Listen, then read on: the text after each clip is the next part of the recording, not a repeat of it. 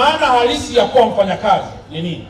Maana halisi ya kuwa mfanyakazi ni kuwa shareholder katika taasisi au kampuni unayofanyia kazi, shareholder wa maarifa, shareholder wa nguvu au nguvu kazi na kadhalika na kadhalika.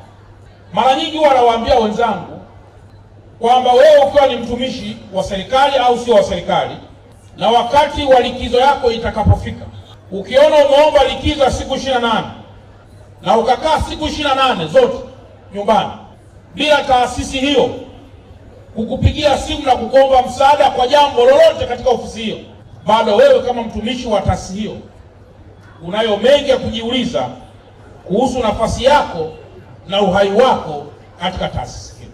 Lakini ukikuta unakwenda likizo siku 28 alafu kunakuwa kuna buguza nyingi kwamba kama naweza hebu rudi hata kidogo, ujue una mchango mkubwa pia katika taasisi hiyo, na ndio maana wanahangaika wakati wote kukusumbua kurudi katika taasisi hiyo kwa sababu ya mchango wako. Sasa tunaposherehekea siku hii muhimu, ni vizuri tu kila mmoja kana anajiuliza nini mchango wake katika taasisi anayofanyia kazi. Leo hii sio tafakari tu inayohusu serikali kwa wafanyakazi wake au inayohusu mwajiri kwa waajiriwa wake, bali ni siku muhimu pia kwa tafakari ya pamoja kuhusu kila mmoja na nafasi yake katika taasisi anayofanyia kazi.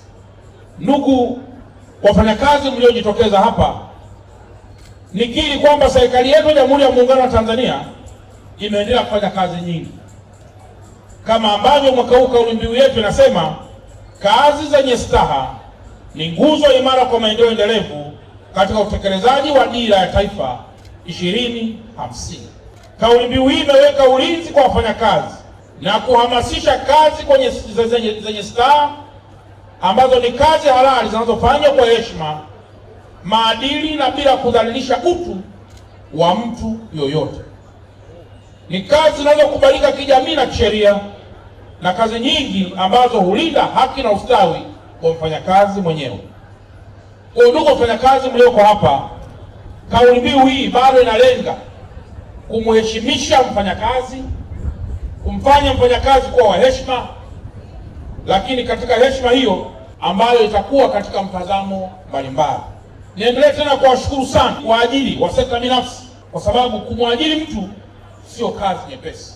Mara nyingi wanapokea malalamiko mengi pale ofisini kwangu yanayohusu baadhi ya kasoro zilizopo kwa baadhi ya waajiri, lakini kabla sijazitatua changamoto hizo, kwa kwanza ninashukuru kwa waajiri wote kwa kujitokeza na kwa waajiri, kwa sababu wamekuwa na mchango mkubwa wa kuisaidia serikali.